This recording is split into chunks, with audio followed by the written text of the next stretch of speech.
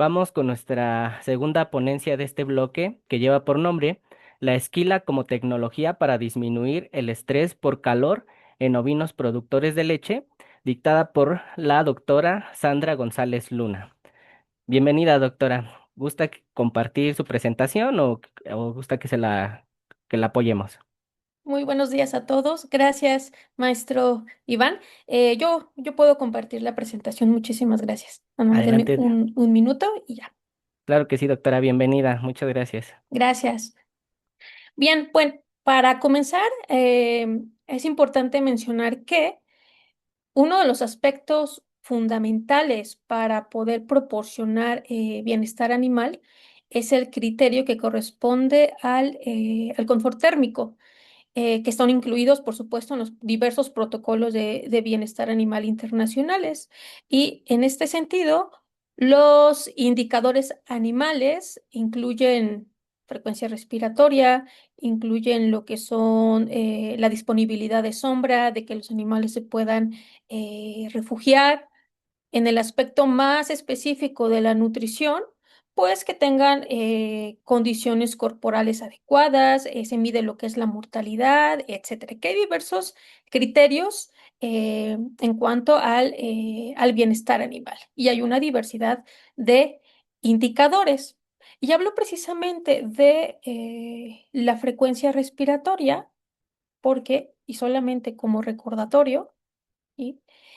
Pues como animal homeotermo, que es la especie ovina, que tiene dentro de los principales mecanismos de pérdida de calor los evaporativos y los no evaporativos, como los que se encuentran el mecanismo de convección, de conducción, de radiación, y dentro de los mecanismos evaporativos se encuentran lo que es la transpiración y la respiración, pues toman particular importancia en la especie eh, ovina.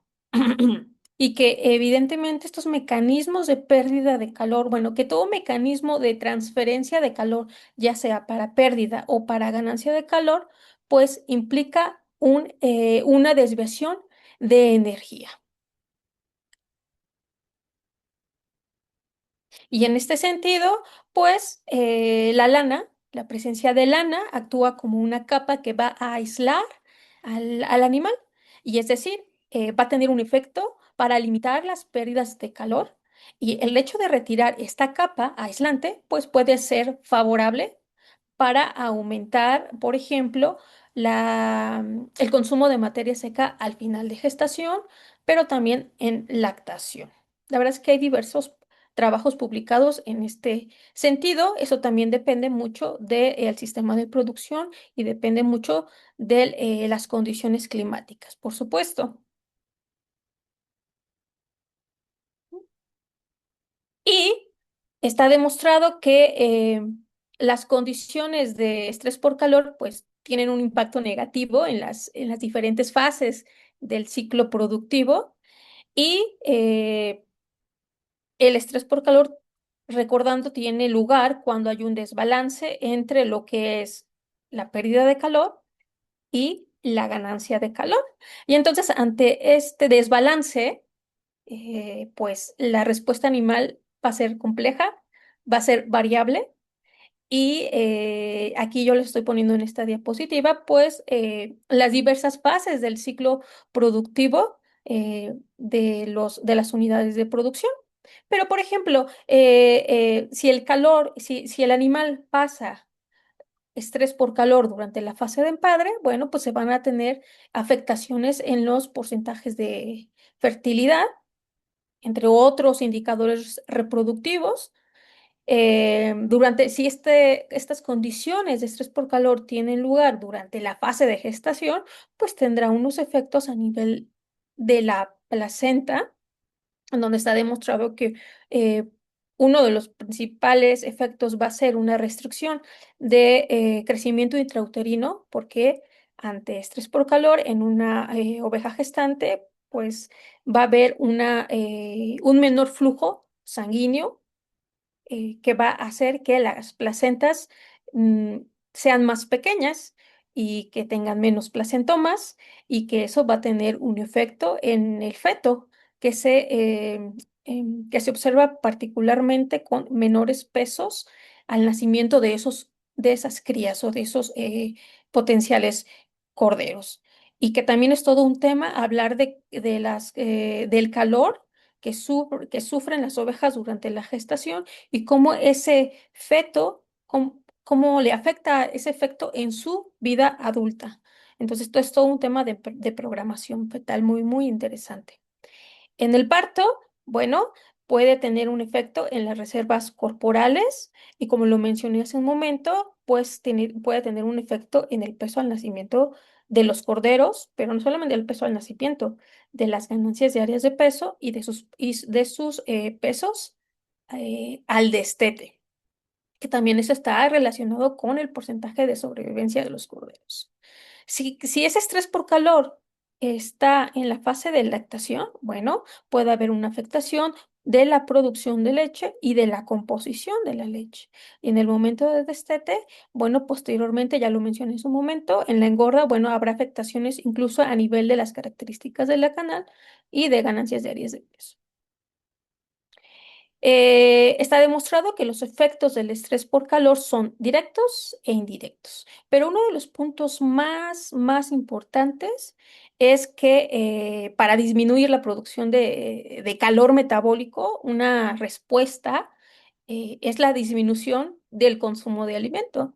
Y entonces debemos considerar que ante condiciones de estrés por calor van a aumentar los requerimientos de energía y que este aumento en los requerimientos de energía pues varía según la intensidad, varía la duración de estas condiciones, por supuesto, pero aquí ya se están combinando que los mecanismos de disipación de calor tienen un costo energético.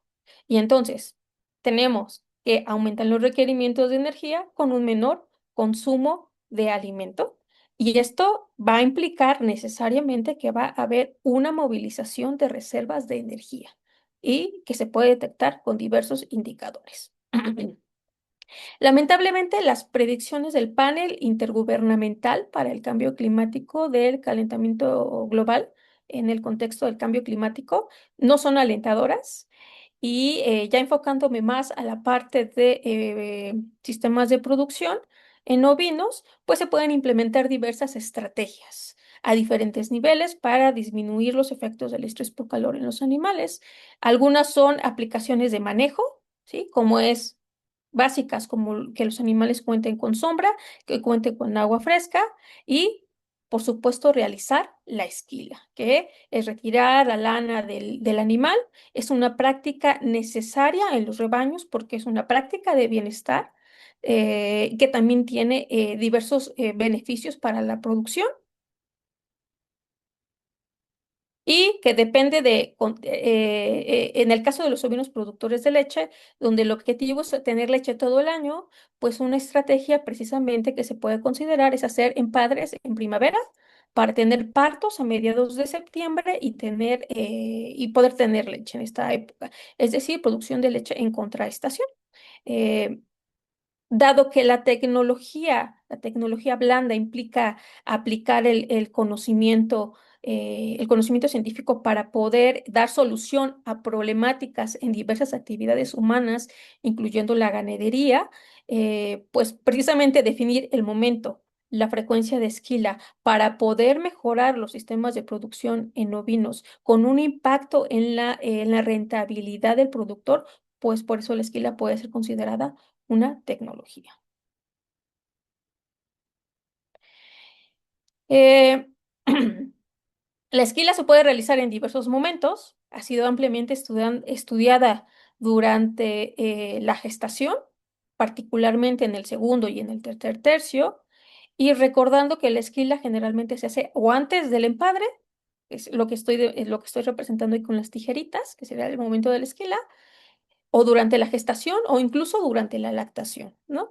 Lo que sí es que se evita que sea durante el primer mes, los primeros 40 días de gestación, porque recordemos que hay unos momentos claves, que son precisamente el momento en que se da el reconocimiento materno con la liberación del interferón ovino tau y posteriormente la fijación del embrión, por lo que ahí evitamos hacer cualquier tipo de manejo físico sí, con las ovejas. Y entonces la esquila de ovejas gestantes tiene diversos objetivos, como, y en el contexto de un sistema de producción de leche, ¿sí? Pues es precisamente disminuir el efecto del estrés por calor en condiciones de verano. También se aplica para mejorar la condición corporal de las ovejas antes del parto, para incluso mejorar el peso de los corderos al nacimiento, ¿sí? Y también para poder tener partos más higiénicos. Y entonces, pues el momento y la frecuencia varía. Y aquí he tratado de hacer un resumen de algunos de los principales resultados que se han tenido en cuanto a la investigación de la esquila durante la gestación. La verdad es que hay mucha diversidad, hay diversidad de resultados.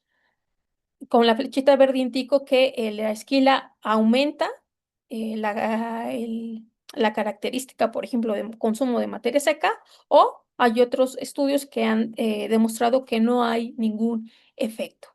Esto para consumo de materia seca, para peso al nacimiento, para vigor de corderos, para tamaño de la placenta, número de cotiledones.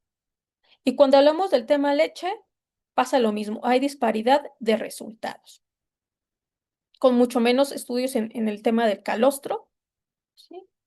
Y de glucosa plasmática también. Disparidad de resultados, o la aumenta la glucosa plasmática o no la aumenta. Y más recientemente nosotros acabamos de publicar efectos a nivel de propiedades de coagulación de la leche. Bueno, a continuación voy a presentar un experimento de esquila en ovejas productoras de leche. El objetivo de este experimento pues, fue evaluar los efectos de tres estrategias de esquila, ¿sí? O sea, el control, esquilados antes del empadre y esquiladas al día 100 de la gestación en ovejas productoras de leche. A nivel del estado metabólico al parto, a nivel de los corderos y a nivel de la lactación. No me va a dar tiempo de presentar todos los resultados, pero bueno, presentaré los más representativos. Se utilizaron 43 ovejas de raza manchega, 30 lacón de la granja experimental de la Universidad Autónoma de Barcelona en España. Y bueno, los grupos, la columna en blanco es el control, los que no se esquilaron. El grupo rojo es la esquila antes del empadre. Y el grupo azul es la esquila de ovejas al día 100 de la gestación, con un empadre a finales de primavera y con partos en otoño. Bueno, este es un diagrama de esos tratamientos precisamente. Aquí es importante mencionar que estuvieron bajo un sistema mediterráneo tradicional, donde todas las ovejas criaron a sus corderos por 28 días y después ya pasaron al ordeño a máquina.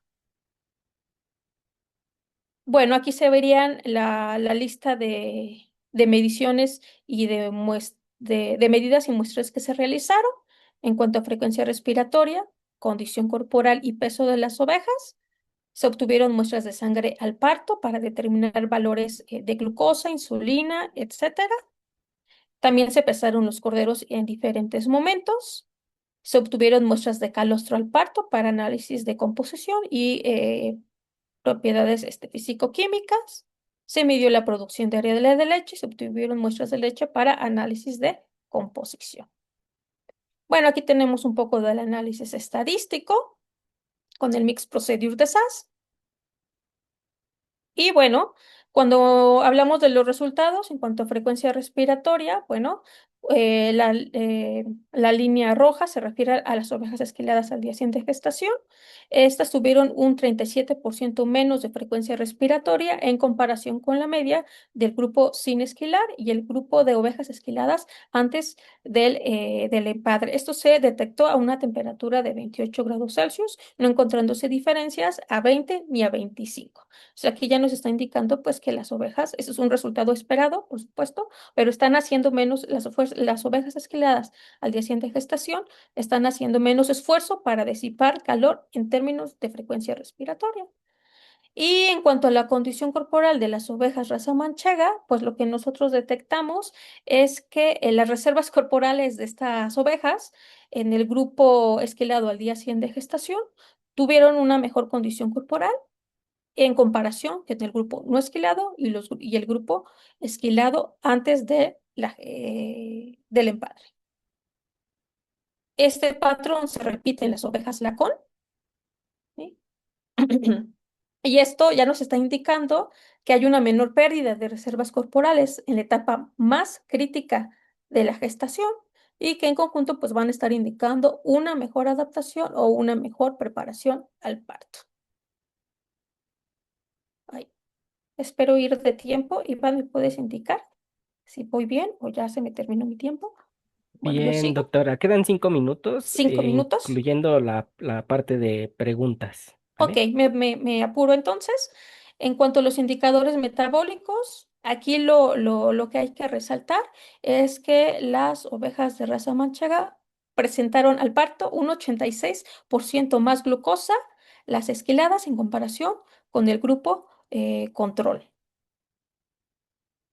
Y en el caso de la raza Lacón, ay, perdón. En la raza Lacón, pues también hubo un aumento de la glucosa, pero no fue significativo. Por eso solamente resalto el de la manchega. En cuanto a la composición de leche, solamente se detectaron diferencias en el porcentaje de proteína total y de caseína en la leche que estaban consumiendo los corderos en raza manchega y en Lacón, la leche que estaban consumiendo los corderos tuvieron mayor porcentaje de sólidos totales y de grasa. Eh, Y en cuanto a la producción de leche, pues no se detectaron diferencias en la raza manchega entre los tratamientos, en la fase de cría, ni en el ordeño a máquina. Y en el caso de las ovejas Lacón, la producción de leche no se diferenció significativamente entre los tratamientos durante la fase de cría ni durante el ordeño a máquina, pero se detectó una tendencia estadística donde el grupo esquilado al día 100 de gestación tuvo una producción 28% mayor en comparación con el grupo control. Como conclusiones, podemos indicar que la esquila puede ser considerada como una tecnología para reducir el estrés por calor en ovejas productoras de leche, que tiene diversos beneficios, como lo que es una mejor condición corporal al final de la gestación en comparación con las no esquiladas en ambas razas, y hay una mayor disponibilidad de glucosa al parto en el grupo control solo en la raza manchega. Ya no presenté los resultados por tiempo, pero no se detectaron efectos negativos en el peso al nacimiento de los corderos. Y bueno, se encontró solamente una tendencia estadística. Si les interesa, aquí les comparto. Es un estudio que ya se ha publicado en la revista Animal con el resto de los resultados, por supuesto, y el referente a las propiedades de coagulación. Y no me queda más que agradecer a Conatec por el espacio, a CONACYT por la beca doctoral y al proyecto que financió este estudio. Muchísimas gracias.